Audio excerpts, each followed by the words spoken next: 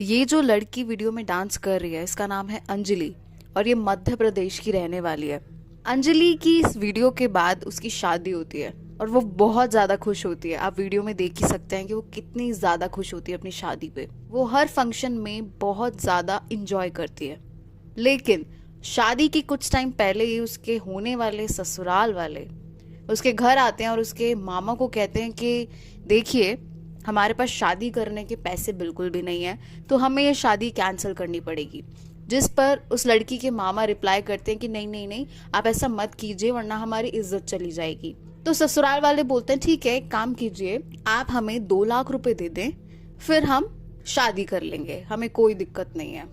अब उसका मामा, लड़की का मामा, जैसे तैसे 2 लाख रुपए इकट्ठे करके ससुराल वालों को पकड़ा देता है। अब शादी धूमधाम से होती है, दूल्हा दुल्हन खूब एंजॉय करते हैं, बहुत ज़्यादा डांस करते हैं। लेकिन शादी के कुछ टाइम बाद ही पूरी फैमिली, क्योंकि अब हमारे इंडियन सोसाइटी में शादी करके लड़की जनरली जॉइंट फैमिली में जाती है, बिकॉज उसकी रिस्पॉन्सिबिलिटी होती है कि वो अपने हस्बैंड के साथ साथ उसके पूरे खानदान का ठेका उठाए।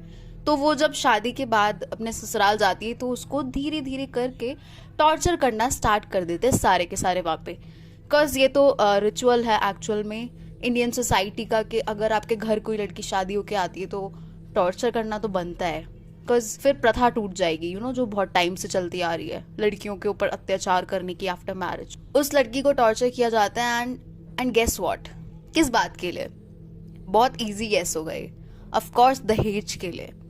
लड़की ने जो 2 लाख रुपए दिए शादी के, उसके अलावा भी वो उनको गाड़ी दे और भी कैश दे और भी उनकी चीजों का ध्यान रखे। बिकॉज अब शादी के बाद एज आई सेड अपने पति के साथ साथ उसको उसके खानदान का भी ख्याल रखना है। बिकॉज सिर्फ पति मैन चाइल्ड नहीं है, यहाँ पे उसका पूरा खानदान मैन चाइल्ड है, सबको पैसे की जरूरत है। सो जब टॉर्चर चल रहा होता है उस बेचारी के ऊपर, वो घर के काम भी कर रही होती है, अपने पति की भी गालियां सुन रही होती है और अपने ससुराल वालों की भी बकवास सुन रही होती है, तो वो इसी बीच अपने घर फोन करती है।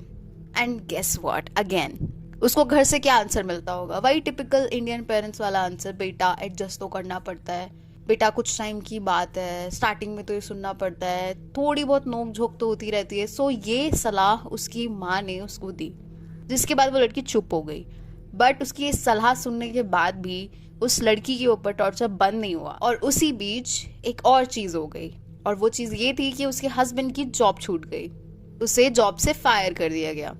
अब वो हस्बैंड अपनी पत्नी पे इल्जाम लगाने लगा कि मेरे पास शादी करने के पैसे नहीं थे और अब मेरी जॉब भी छूट गई, तुझे कैसे पालूंगा मैं। तो लड़की की और उसके हस्बैंड की लड़ाई होती है इस बारे में। अब जिस रात लड़ाई होती है उस रात वो लड़की अपने घर पे कॉल करके पापा को बोलती है कि पापा मुझे ऐसे ऐसे परेशान किया जा रहा है, आप मुझे लेने आ जाओ, मैं नहीं रहना चाहती यहाँ पे। अभी शादी को सिर्फ 17 दिन ही हुए होते हैं। तो उसके फादर कहते हैं बेटा बहुत रात हो गई है, हम कल आते हैं। अब सुबह लड़की का भाई और उसके फादर उसके ससुराल के लिए निकल जाते हैं अपने घर से। बट जैसे ही वो ससुराल पहुंचते हैं वो देखते हैं कि लड़की के घर से तो चीखने चिल्लाने की आवाजें आ रही हैं। अब वो घबरा जाते हैं। अब वो घर के अंदर घुसते हैं तो देखते हैं पूरे घर में खून ही खून होता है, और घर पूरा ऐसे खून से सना होता है जैसे किसी ने ऑन पर्पस खून की बाल्टियां ला के डाली हो। हर जगह खून होता है, हर जगह। अब वो बेडरूम में जाते हैं तो देखते हैं कि उनकी लड़की घायल पड़ी हुई है एंड बेहोश है, यानी कि वो खून उनकी खुद की बेटी का होता है। अब वो फटाफट से उसको उठा के हॉस्पिटल लेके जाते हैं, बट अनफॉर्चुनेटली बहुत देर हो चुकी होती है और अंजलि इस दुनिया से जा चुकी होती है। नाउ व्हाट, किसने किया होता है ये? ऑब्वियसली उसके हस्बैंड ने, बिकॉज ये तो उसका अधिकार है ना। शादी के बाद तो औरत उसकी प्रॉपर्टी हो गई, तो वो उसको मार भी सकता है। मे बी उसके दिमाग में यही होता भी उसने उसको मारा। अब उसके हस्बैंड के बेचारे के उसके भी लग जाती है चाकू पेट पे और हाथ पे वार करते टाइम, क्योंकि वो इतना एग्रेसिवली वार कर रहा होता है अपनी बीवी पे कि उसके भी चाकू लग जाता है। एंड यू नो व्हाट, जब वो उसके ऊपर वार कर रहा होता है ना, उस टाइम वो लड़की पूरे घर में भाग रही होती है, इसीलिए पूरे घर में खून होता है। वो खुद को बचाने की कोशिश करती है बट वो नहीं बचा पाती। वो बंदा उस लड़की के गर्दन में इतनी बार वार करता है, उसके पेट में, उसकी पीठ में, उसके हाथों पे, कहीं नहीं छोड़ता उसको। वो मेक श्योर करता है लड़की दर्द से तड़प तड़प के मर जाए। और उसकी गलती क्या होती है? उसकी गलती सिर्फ ये होती है कि उसने उस बंदे से शादी की क्योंकि उसके पेरेंट्स चाहते थे कि वो ऐसे लालची इंसान के घर पे शादी करे। दैट्स व्हाई वो मर जाती है और उसकी हेल्प के लिए कोई भी नहीं आता है। वो सिर्फ टॉर्चर होती है 17 दिन शादी के बाद, शादी के बाद जहाँ उसको खुश होना चाहिए, हनीमून पे जाना चाहिए, उसको थोड़ा रिलैक्स होना चाहिए, वहां पे वो टॉर्चर हो रही होती है। एंड इन दी एंड उसका काम खत्म कर देते हैं वो लोग। फाइनली वो बंदा अपनी बीवी के शरीर पे 10 बार वार करता है और वो बहुत ब्रूटल वार होते हैं। उस बंदे को भी हॉस्पिटल ले जाया जाता है। आई डोंट थिंक कि दैट वाज नेसेसरी। उसको हॉस्पिटल नहीं ले जाना चाहिए था, उसको मेंटल हॉस्पिटल ले जाना चाहिए था। आए दिन हम इंडिया में या बाहर भी ऐसे केसेस सुनते ही रहते हैं जहाँ पे या तो हस्बैंड ने वाइफ को मार दिया या बॉयफ्रेंड ने गर्लफ्रेंड को मार दिया। उसके बाद भी जब लड़कियां आवाज उठाती हैं और बोलती हैं कि हमें प्रोटेक्ट करो, तब आदमी निकल के आते हैं, बोलते हैं कि तुम्हें प्रोटेक्शन की जरूरत है किससे? ऑब्वियसली तुम लोगों से ही है भाई, और किससे होगी? बहुत सारे आदमी लोग इंटरनेट पे बैठ के बहुत चालू बनते हैं और बोलते हैं बायोलॉजिकली लड़कियों का काम है कि वो घर का काम संभालें एंड हम लड़कों का काम है प्रोवाइड करना एंड प्रोटेक्ट करना। बट लड़कियां तो अपना काम कर रही है, आपके काम का क्या? प्रोवाइड तो छोड़ो, लड़कियां आजकल खुद को प्रोवाइड करा लेती हैं। इनफैक्ट आप लोगों को ही खरीद के आपसे ही शादी करती है। But what about protection? कौन सा लड़का लड़कियों को प्रोटेक्ट कर रहा है आजकल, ये बताओ। साक्षी मर्डर केस हुआ, वहां पे इतने लड़के खड़े थे ना, किसी ने आके अपनी मर्दानगी दिखाकर उस बच्ची को बचाया क्यों नहीं? तब कहाँ था आपका प्रोटेक्शन मोड? अभी इस केस में भी फादर एंड ब्रदर कहाँ थे उस लड़की के? वो तो आराम से सुबह आ रहे थे, जबकि उन्हें तो तुरंत जाना चाहिए। अगर ऐसी कोई सिचुएशन होती है जहाँ पे लग रहा होता है कि हाँ, वो लड़की बोल भी रही थी अपने फादर से कि मुझे नहीं लग रहा मैं ज्यादा दिन रहूंगी यहाँ पे, उनको समझ नहीं आ रहा था। लोगों को क्या लगता है कि ये कोई रेनबोज की दुनिया है जहाँ पे सब लोग अच्छे होते हैं और कॉम्प्रोमाइज और एडजस्ट करने से लोग एकदम से चेंज हो जाते हैं। आई डोंट थिंक ऐसा होता है। बट लोगों को ये चीज समझ नहीं आती कि तुम जितना एडजस्ट करोगे, जितना सर पे चढ़ने दोगे, उतना लोग सर पे चढ़ के नाचेंगे। बट नहीं, लड़कियों को हमेशा यही बोला गया कि सर झुका के चलो बेटा और कॉम्प्रोमाइज करो, हर जगह एडजस्ट करो, बिकॉज तुम एक लड़की हो। So in this case I am going to blame the parents only. सिर्फ और सिर्फ लड़की के माँ बाप जिम्मेदार हैं यहाँ पे। वो लड़की तो बिल्कुल भी दूर दूर तक जिम्मेदार नहीं है, बिल्कुल भी नहीं है। लड़की के पेरेंट्स इतने बेवकूफ कैसे हो सकते हैं कि पहली बात तो तुम किसी भी स्ट्रेंजर से अपनी बेटी की शादी तय करा देते हो बिकॉज उसकी एज हो चुकी है और उसको तुम्हें जल्दी से जल्दी उस लाइबिलिटी को घर से बाहर निकालना है।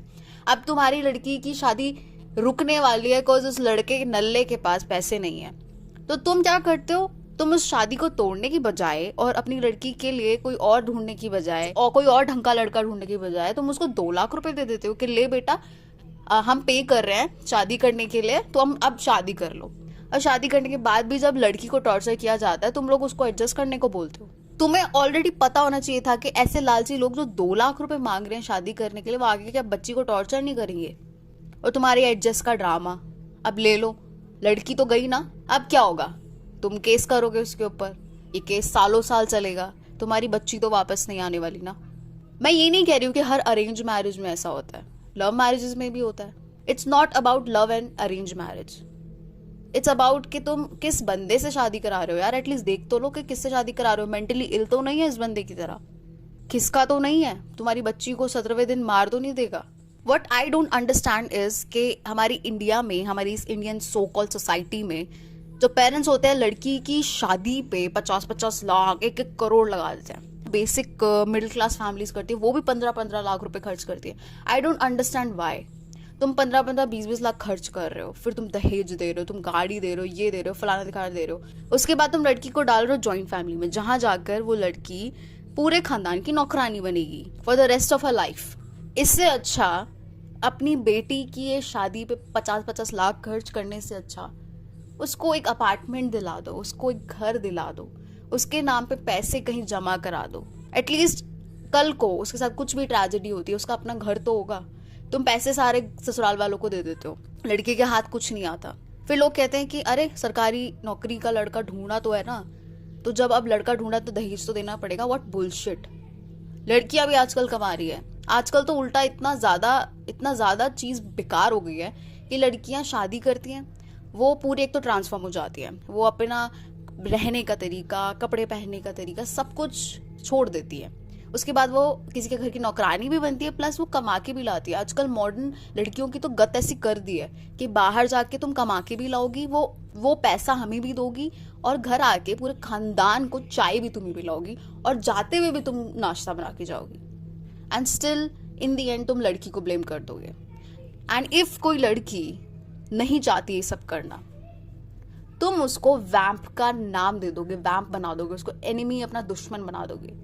अगर कोई लड़की ऐसा नहीं करना चाहती, किसी की नौकरानी नहीं बनना चाहती और वो अपनी लाइफ जीना चाहती है, चलो ये तो केसेस है जहाँ पे लड़कियों का अंत ही कर दिया, मार दिया। अब सोचो ऐसे कितने केसेस है जहाँ पे लड़कियां रोज इस साइकिल से लड़ती आती हैं, रोज उनके ऊपर टॉर्चर होता है, अब्यूज होता है, डोमेस्टिक वायलेंस होती है, वो एक टॉक्सिक साइकिल में फंस जाती है, वो निकल ही नहीं पाती। बिकॉज या तो उनके बच्चे होते हैं और जिनका मुंह देख के वो अपने पति के साथ रह रही होती है, या फिर उनके पेरेंट्स ही उनको एडजस्ट करने के लिए बोलते रहते हैं और वो किसी के घर की नौकरानी बनी बैठी रहती हैं।